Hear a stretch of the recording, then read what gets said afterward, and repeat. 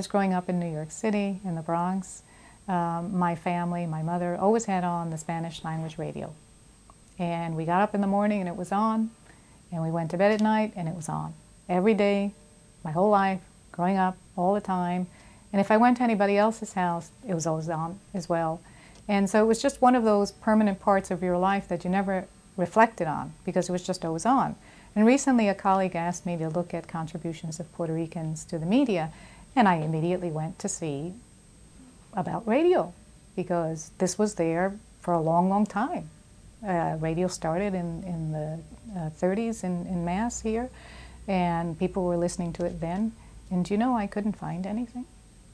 Nobody had written on this dimension of my life and everybody's life that I went to visit in New York City when I was growing up. And that's terribly sad. I was once engaged in a discussion with a colleague at a research institution, and he said to me, you know, Clara, the problem with Puerto Ricans is, and I knew that this was going to be a problem, a discussion, whenever discussions start out that way.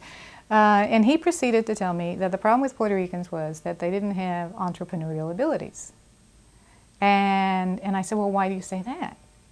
And he said, well, because look at Dominicans. They've got all these bodegas. And I said to him, well, where do you think they got those bodegas from? And he said, well, they just came here and they started them. And of course, I knew that was not the case, because again, going back to my community where I'd grown up, which was, it became predominantly Puerto Rican, there were always bodegas. They were again taken for granted. You know, it was an honest way to make a living. People worked hard. When their children went to school, they didn't want to stay, just like in contemporary times, the children of the Korean grocers do not follow their parents in their footsteps. They go on and they become professionals, or they do something else because they say, this is not for me, this takes a lot of work and I want to do something else with my life.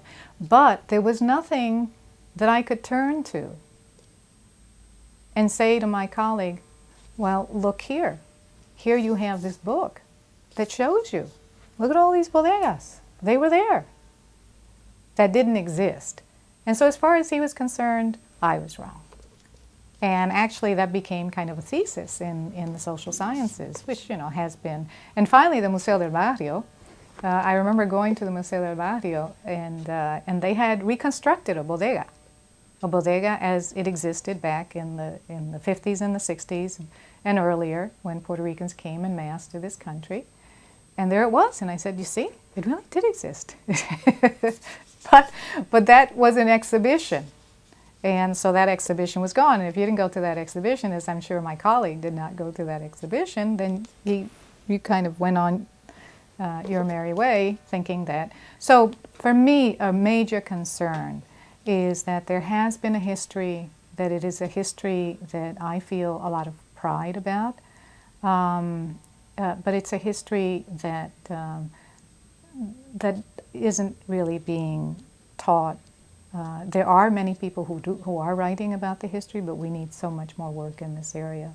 The whole history of the Bronx, for example, has yet to be told, and yet Puerto Ricans made up. There are more Puerto Ricans in the Bronx than there are in any other borough of the city of New York. They make up a substantial proportion of the Bronx. And yet we don't have a history of Puerto Ricans or Latinos in the Bronx. It doesn't exist. I think that the most important message that I try and convey to my students is that they should see people as individuals. I am a sociologist, and I guess I try and teach them not to be a sociologist and generalize about groups, which is what a lot of sociologists do. I try and teach them to appreciate people as individuals within particular historical and structural contexts, and to always position themselves as if they were going to learn something from another individual. I think that's what I try and do. Well,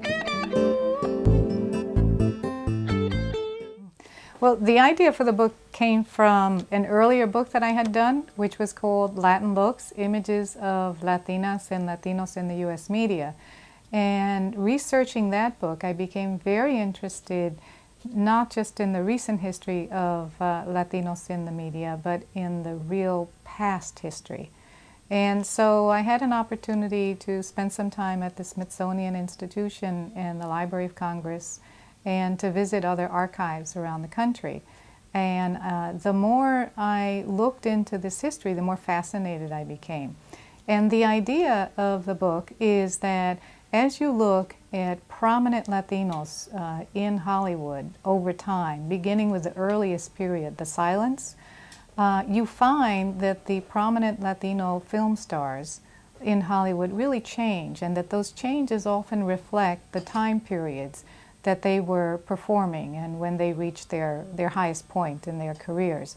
And so what you see is something very different from what you see if you look at the recent history of Latino film stars. You see that there's really been a lot of change over time, as well as some constants, some images that are fairly perennial. Years ago, I was asked to announce the names at graduation. And we have a large graduating class, and I did this for many years. And I felt it was a small but very important personal achievement that I was able to pronounce the names in Spanish as they were pronounced in Spanish. It seems very small, and I've done many, many things, but for me, I remember that when I first started to do that, people would come up to me afterwards and say, "Thank you. You're the first person that ever got it right."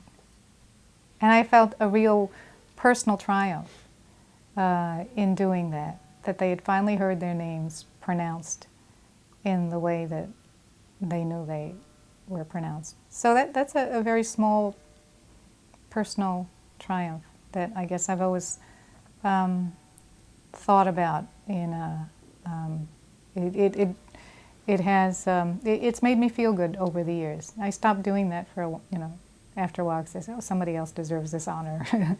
But that was very difficult to do, to get up in front of 2,000 people as these people came by, and to say, here is Maria Elena Garcia, as opposed to Maria Elena Garcia. And to me, and when I first started to do that, everybody in the audience was like, what's going on? What's going on? At one point, this is probably off the record, but at one point the president congratulated, I think Denzel Washington, who is one of our graduates, had been asked to come back to, we used to have our graduation here at Lincoln Center, and he was asked to come back and be the speaker. And the president congratulated me on my having more time on the stage and giving a better performance than he didn't actually say Denzel Washington, but anyways. But that just gives you, and that's off the record, I don't think we should go with that, but that just gives you an idea of, I think, the context within which that occurred. And I think for me, in a very small way, given kind of where I work, that was as significant as Antonia Pantoja at that time battling the Board of Education, which was similarly closed to any kind of alternative vision. In this case, it was an alternative way of pronouncing the names. In her case, it was an alternative way of thinking about the students in the educational system.